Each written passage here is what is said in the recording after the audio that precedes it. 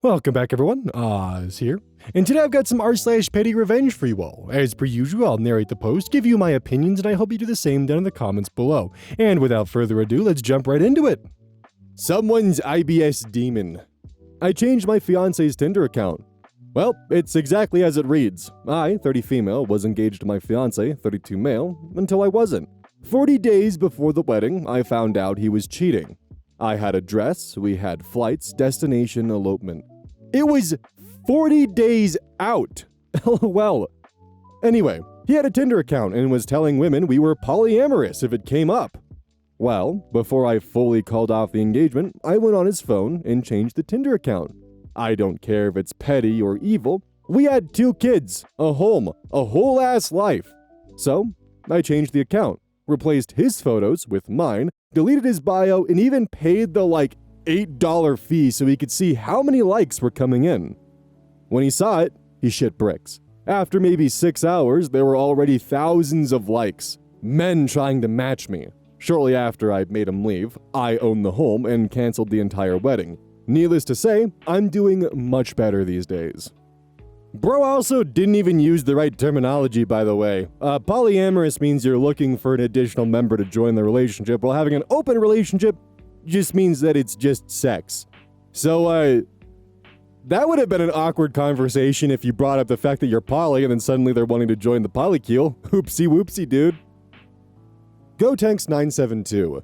Neighbor kept treating my driveway like free parking, so I taught him a $300 lesson. Okay, so this is a bit long, but I need to get it off my chest. I live in a small cul-de-sac, nothing fancy, just your average neighborhood. My driveway fits 2 cars, mine plus my husband's, perfectly fine. For the most part, everyone here minds their own business. Except for my neighbor. Let's call him Jack. For whatever reason, he thinks my driveway is like extra parking for his family and friends. First time it happened, I thought it was a mistake. His brother's car was in there. He said it'd just be a sec. A week later, there was some friends of his dropping something off. I didn't love it, but I figured, whatever, not worth making it awkward. But it kept happening. I'd come home from work, I'm a nurse, so some days I'm wiped out, and there's a random car blocking me. One night, I literally had to park halfway down the street and carry 5 bags of groceries because his buddy's truck was in my spot. Every time I said something, he'd do that half smile and go, "Oh, yeah, sorry, they'll be gone soon." Like I'm the one being difficult. The final straw. I get home late Friday night after a 12-hour shift, still in scrubs, starving, with takeout that's already getting cold in the passenger seat. And boom! Giant white SUV just parked dead center in my driveway. Not even off to the side, like full on blocking me from even pulling in. I knock. No answer. I call Jack. He finally picks up and super casually goes, "Oh yeah, that's my in-laws. They'll only be there a couple hours. Just park on the street, it's no big deal." That was it for me. I called a tow truck, and yes, I checked before. Where I live, if someone blocks your private driveway, you're allowed to tow immediately. Tow guy showed up in 20 minutes. SUV was gone before I even finished half my fries. About an hour later, furious pounding on my door. Jack's beet red. His in-laws are yelling in the background, and he's going off about how I didn't have to take it that far. I just said, "You told me it wasn't a big deal, so I treated it like it wasn't a big deal." Then I closed the door. They had to pay almost $300 to get their car back, and funny enough, ever since then, my driveway has stayed crystal clear. Not even for just a sec. Gotta fucking love the one-way street of logic of oh yeah, just park up the street, it's not a big deal. Hey, Jack, tell your fucking in-laws that, bro. What are you doing? Anyways, enjoy that $300 you're gonna have to spend because you lied to your in-laws and told them it was okay to park on your neighbor's driveway, and then told your neighbors, yeah, it'd only be a few hours. Dude, you were playing with fire and now you're crying that you got burned. What were you expecting, dude? Honestly, if I were to, put a wager on it, I'd be curious if Jack is greenlighting his friends and family to park on another neighbor's driveway. Or perhaps you were the second one to get hit, and he's slowly learning his lesson that, yeah, maybe don't have your friends and family park on your neighbor's driveways and, park up the street because it's no big deal. Joking sometime 5. I lied to my pick-me friend and she got a tattoo based off of it. It's been about 2 years since this happened, but I just got confirmation from a friend who attended her tattoo appointment that it was because of what I said. So the backstory: I, 25 female, was introduced to Peggy, fake name 25 female, through a mutual friend. She had recently moved into a friend's neighborhood apartment unit and was quickly introduced to our friend group. Almost immediately, I could tell we weren't going to get along based off of some backhanded compliments that were given. But I decided that it was too quick to judge her fairly and invited her to a game night that a friend and I were hosting. Huge mistake. Game 1. Sardines. During a drunken game of sardines in the dark, Peggy faked a fall and pushed my head into a shelf. How do I know she faked it? Because she literally told me in front of everyone and laughed about it, saying, "I found him first. That's why I pushed you." Game 2, King's Cup. Peggy called me out during the "Never Have I Ever" portion for having gone through a divorce. Talking about it normally wouldn't have bothered me since everyone who was there already knew about it and were really supportive during that time. But it was the fact that she was trying to single me out and shame me for it. Throughout the rest of the night, this kind of behavior continued, and by the end, I was thoroughly convinced she had some sort of vendetta against me.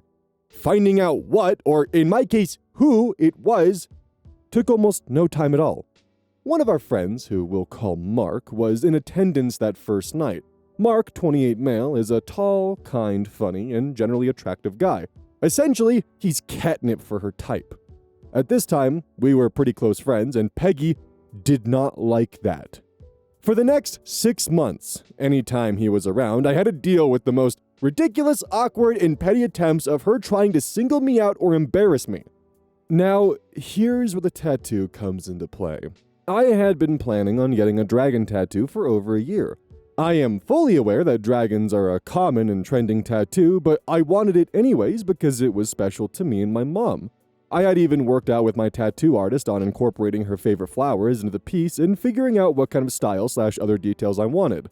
About a month before my appointment, Peggy heard a friend and I talking about the tattoo and started asking questions. I swear I could see the moment the light bulb went off in her head because she grew the biggest shit-eating grin I have ever seen. My light bulb moment happened shortly after. When she asked where and what kind of dragon tattoo I wanted to get, I lied. I told her about how much I loved the movie Spirited Away, because I do, it's a banger, and went on a tangent about how I grew up with that movie, how my dad showed it to me, and that it'd be cool if he, Haku, was wrapped around my arm or something. If you haven't seen the movie, one of the main characters is a boy named Haku who turns into a dragon. Peggy had never seen this movie before, so I encouraged her to check it out and ended the conversation there. Now, considering she had never seen it before, I didn't think she'd actually do it. But Reddit, she did it. And it wasn't just a tiny cutesy little thing either. She committed to my exact description. The thing is freaking huge. When she showed it to me 2 weeks later, I was in shock and she probably thought I was upset for taking something from me. But I went home that night and switched between feeling awful for lying to her and laughing for how utterly unbelievable she was for doing it. 2 years later, and I'm still doing that. I had confessed to a friend recently about my lie, and that's when she told me. She went to the tattoo appointment with Peggy that day, and word for word, Peggy had said, "She's going to be so upset, this is like the exact tattoo she wanted." Edit for frequently asked questions. 1. Regarding the girl who went to the appointment with Peggy. We didn't become friends until after this had happened. At the time, we were only acquaintances, and she ended up dropping her as a usual friend for her own personal reasons after. We discovered later in our friendship our mutual distaste for Peggy, but this also wasn't the crux of our friendship. 2. Neither her or I dated Mark. I had turned him down early in our friendship before she came into the picture. Don't get me wrong, Mark is a catch, but he deserves someone who's crazy about him, and that just wasn't me. We sorted our friendship out prior to this whole mess, and hopefully he can find a healthy middle ground of crazy, lol. He was pretty oblivious to the whole thing, and I didn't need him to sort it out for me. So he didn't know until way after. 3. Didn't know how to edit a post until now, but here you go. Face is blocked for obvious reasons, but I don't follow her socials, so you guys will have to settle for her crop profile pic. And sure as shit, there is the Hygh tattoo. I'll keep you guys posted if I have any updates for now. This is just a confession into the void. Update. Holy fuck. I finally showed this post to the friend who went with her to the appointment, and she was kind enough to supply a picture of the tattoo in progress. The crazy thing is, she did this to her too, with a tattoo commemorating her favorite music artist. From her. I initially wanted the tattoo because he's literally my favorite artist, and so I sent my artist, the one you met, my reference photo, and she said she wanted to come because she was thinking about getting one too. So we get there, and he started doing my stencil stuff, and when she saw, she said, "Oh my gosh, that's so cute. It would be so cool if we got matching tattoos." I, being excited and at this point having no issues with her whatsoever, was like, "Yeah, girl, it's your body." So I just was like, okay, and let it happen. I guess it's a memento for her. She got the exact same thing and exact same placement too. In a weird way, I'm kind of upset that you made her get a Hygh tattoo because I really like Spirited Away, and it kind of feels wasted in a sense. But beyond that, just kind of in general, the idea of someone purposely going out of their way to get tattoos that they think they're stealing from someone, or specifically getting them matching so they're almost permanently tied to each other, is like a weird level of petty and insecure that is remarkable, to say the least. It'd be kind of funny at some point if you just flat out told her, like, "Hey, by the way, that, dragon tattoo, the full sleeve that you pretty much did, I lied to you because I knew that you would do this." I mean, the tattoo does look good, though. Middle Nebula 8320. My coworker kept stealing my pens, so I'm gonna swap them out. I used to leave a few pens on my desk, but they always seemed to vanish. At first, I thought maybe I was just being careless, but then I noticed one of my coworkers always had the exact same pens I bought. Instead of calling them out, I decided to make things a little interesting. I bought a pack of disappearing ink pens and left them in the usual spot. Sure enough, he borrowed one right before a meeting and started taking notes. About halfway through, his notes began fading until the page looked blank. He stared at it in total confusion while everyone else kept writing. I had to keep a straight face, but inside I was dying of laughter. Needless to say, he never touched my pens again after that little incident, and my desk supplies have been safe ever since. I do really love the small petty revenge stories where they're just so simple but so delightful, where it's just, someone keeps stealing my stuff? Well, next thing they're gonna steal is gonna actively harm them, and maybe that'll teach them a lesson. Because, what are they gonna do? Admit to stealing your shit and get mad at you that they stole something of yours that ended up harming them in the process? The one that always gets me is lunch thieves and whatnot, because I know that putting rat poison in your lunch that your coworkers are stealing, that's gonna be a crime. But making your food just a hell of a lot spicier with the full intention of eating it, that's just a lesson well learned. What? Are they gonna complain that you made your food too spicy? Buddy, too spicy for who? On kind of a second note, and I'm more of just wanting to probe this here because this happened to me and I'm wondering if it happened to anyone else. When COVID was in full swing, I ended up losing my taste and smell pretty much entirely, and the only feeling I could get from food was spice. So I very quickly developed a spice tolerance because that was the only thing I could actually eat and get flavor from and enjoy. So I started COVID out not being able to handle a jalapeno, and I ended it with yeah, that mango habanero sounds awesome. So I'm just kind of curious who else, after losing their sense of smell and taste from COVID, ended up actually just getting really familiar with spices and enjoying them. I see where I look. After 2 years, got paid by a stuck-up daddy's boy. 2 years ago, I drove into a parking lot with my wife and kids. There, seemingly, was only one place left. But a BMW was towed in at the front and left almost no room. I talked to the attendant and she said that was the last spot. The system handles capacity automatically. So I carefully drove in and parked about 3 centimeters from the other car. I had to get out of mine through the passenger side. When we went to leave, the BMW was gone and 2 of my tires were flat. I called the parking attendant over and showed her. She called her manager, who said they'd send someone within an hour. My wife and the kids took a taxi home and I stayed there waiting, but I was pissed and called the police and asked the manager for the video. They wouldn't give me the video without an official police complaint, so I made one, and the manager then had me contact their legal department to take it from there. A few minutes after finishing up all of this police and legal stuff, the mechanic showed up, filled my tires, and I went home. I had to hound the parking company for almost 3 months until they sent the police a copy of the video. 3 times. The first time, it was the wrong camera, and the second, it was the right camera but wrong time frame. Once the police had the full video, I was able to amend my original complaint to vandalism and directly identify the guy that did it from the camera and license plate. A few more months, and I get a letter inviting me to arbitration. I reply refusing and say that this will be handled through the judicial system. I add this arbitration offer to my complaint. A week later, I get a call from the daddy's lawyer, offering me a few thousand souls to forget about this. The kid was mad and made a mistake. I should be reasonable, not let this go too far, etc. I tell him no to everything and ask to not be contacted again. A few more weeks go by, I think this would be about 6 months after the incident, and I get a court date, 11 months in the future, January of this year.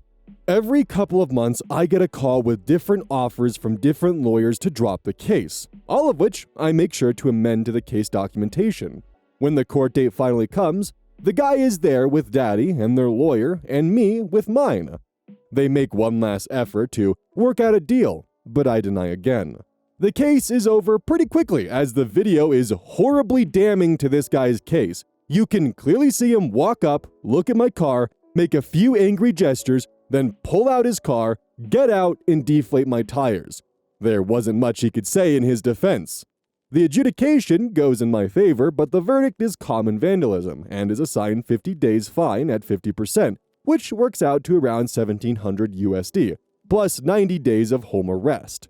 They appealed, but this was thrown out a few weeks ago, and just last week, I got the news that the verdict is now final. The payment deadline has been set to October 10th of this year, or else home arrest becomes jail time. They called yesterday, asking for my bank account, and made the transfer today. So Monday, I'm reporting payment received and the end of this 2-year journey. So Martin, I don't know if you use Reddit or not, but enjoy your home arrest, and too bad your university doesn't accept home arrest as a valid excuse, and you'll lose all credits this cycle. Maybe think about that next time you want to screw with someone else's stuff. I can almost 100% guarantee that this kid has probably done this numerous times and always got away with it because his dad was always able to offer the right price. So nothing ever went on the record, nothing ever went to court, and he was never in a position where he faced any consequences. Until now. The craziest part is, I don't know if OP actually realizes this, but if they cycled through numerous lawyers, they 100% burn through thousands upon thousands of dollars worth of retainers trying to get you to settle. The attorneys probably saw the video, realized how fucked the client is, and was just like, hey, all we can really do is just make them an offer and see if they take it because this is really damning and you're kind of screwed. And then rinse and repeat X amount of times of the amount of times that OP was contacted by the opposing counsel's attorneys, or new attorneys by the sounds of it. Like, you may have gotten $1,700, but they spent a lot more than $1,700 to try to fight this case and sweep it under the rug. But hey, the brat learned his lesson. Faster and Faster 2000. I have no idea who you are. At class reunion. My high school class had our 25th reunion over Labor Day weekend. We hadn't managed to put together a reunion since our sparsely attended 5-year. We went to a small college prep school. Our class had 72 kids where everybody knew each other, and because it was small, you could bounce between activities, so there weren't a lot of cliques. High school was mostly fine for my best friend John, names changed, and I expect for one guy named Tom who wasn't so much a bully as much as just a general dick to the smarter kids in the class. He constantly made jokes at our expense and pranked us with things like creating a bunch of fake invites to a fake party at my parents' house or starting a rumor that he had seen John kissing a girl who was a lesbian. John founded a company in his late 20s and has done very, very well for himself. He, and to some extent myself, have raised a lot of money for local charity over the years, and recently, he spearheaded the construction of a STEM center to be jointly run by several area schools, including our high school. His name got put on the building. This has given him a pretty public profile and made him somewhat locally famous. Yes, his parents had some money, but he has far outpaced them. His company has a marketing assistant that has helped get his name in the news, including being featured by our high school's alumni newsletters and social media. They also manage his social media accounts because he gave up a few years ago due to time and professionalism. All this has nothing to do with ego. He is an awesome guy, but knows that his company's profile and revenue has risen with/because of his personal profile. Tom has, since college, always been kind of a flashy, self-promoting grifter. Get-rich-quick guy. Because of social media, I know he first tried to be a white rapper/DJ in the early 2000s, then has bounced from car sales to some real estate investing thing that sounded like mortgage fraud. I'm in construction and RE, so I can recognize that crap. To some personal equity-sounding investment group, and now has some crypto bro thing going on. Through the years, he has heavily promoted himself on social media, and even tried to do the whole "pay me to teach you investment strategy" thing. He even DM'd me several times with investment opportunities, to which I never responded. Fast forward to last weekend. John hosted a party at the reunion at his house/barn. He has several acres. About 50 alumni plus spouses and probably 20 kids showed up. John and I, our spouses, and a few friends pretty much camped out on chairs on a side patio and mostly didn't bother to mingle. We were all drinking and catching up. Mid-evening, Tom came over to us to glad hand John. John stayed calm and exchanged general pleasantries, but quickly, Tom launched into some BS. "You know you have done well, but you could make a lot more money in crypto." John interrupted him with, "I'm sorry, I didn't catch who you're here with.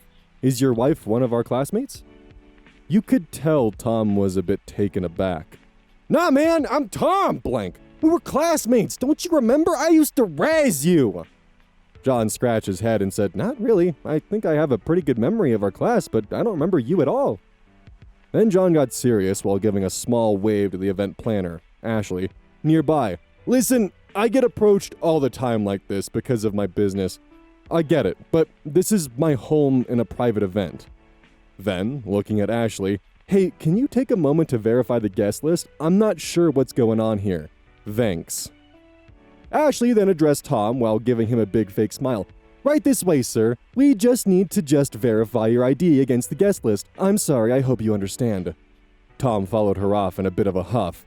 John sat back down while giving me a wink and then said to the group, "It's unfortunate, I do have to be careful."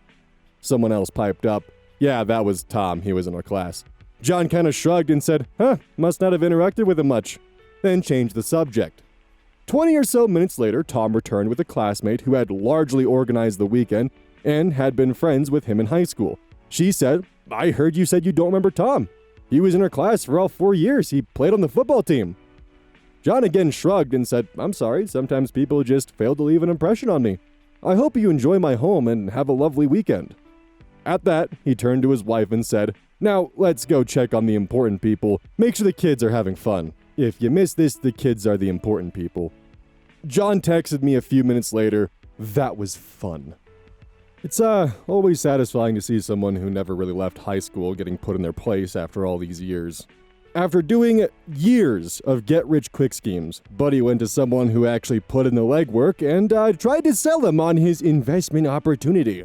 Buddy, I guarantee to you that the guy that laid the foundation for a company that allows him to have a personal assistant for a high school reunion party has probably seen every kind of get-rich-quick scheme you could think of. Kinda get the impression that the high school Razmaster thinks he's the smartest person in the room and can pull one up on everyone else. He may not be book smart, but he's street smart. I used to know someone like that in high school. Leslie Smith 09. Loud music at 2 a.m.? I found the perfect way to shut her up. When I was in college, I had this neighbor in the dorms named Sarah. Sarah wasn't evil, just loud. Every night she'd blast music at 1 or 2 a.m., usually when I had an early class. No matter how many times people asked her to turn it down, she'd laugh it off and say, "Relax! It's college!" One night before a big exam, I was desperate for sleep. I knocked on her door around midnight, asked politely if she could lower the volume just a little. She smirked, said, "Sure," and then cranked it even louder. I laid in bed, staring at the ceiling, absolutely fuming. The next morning, after my exam, I decided I wasn't going to let it slide. Sarah was notorious for sleeping in late, usually till noon, and she hated mornings more than anything. So, for the next week, I set my alarm for 6:30 a.m. sharp. Right when the hall was dead quiet, I placed my Bluetooth speaker against the thin wall we shared. I blasted the cheesiest pop songs I could find. Think bubblegum boy bands from the early 2000s. The first day she stumbled out of her room, groggy and furious. By day 3, she started begging me to stop. I just smiled and said, "Relax! It's college." Funny enough, after that week, her late-night concerts mysteriously stopped. She never admitted defeat, but the silence was golden. Like, the craziest part of this is that the roommate could have literally just gotten headphones and just had as many late-night concerts as she wanted to, in complete silence, and nobody would know and nobody would have cared. But because she chose a Bluetooth speaker for some reason to share the music with everyone else, despite everyone having different schedules, yeah, you get what you deserve. I mean, hell, relax. It's college. Like, goddamn, some people really just do go to college only for the party scene, huh? Like, I knew that happened and that was something that wasn't uncommon, but whenever I see someone who's like there, it's like, damn, you really are just going into an immense amount of debt just to have a few years of partying, huh? Healthy estimate 73-78. Towed my ex's car.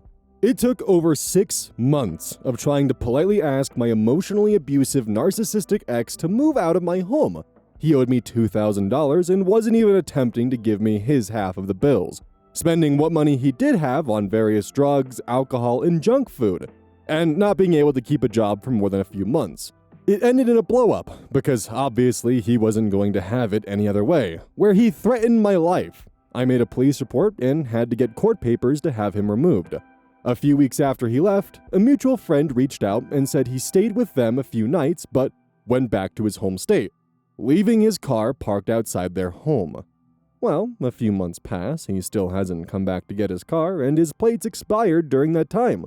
Over the weekend, I found out he had been talking behind my back and lying about so much more than I had ever realized.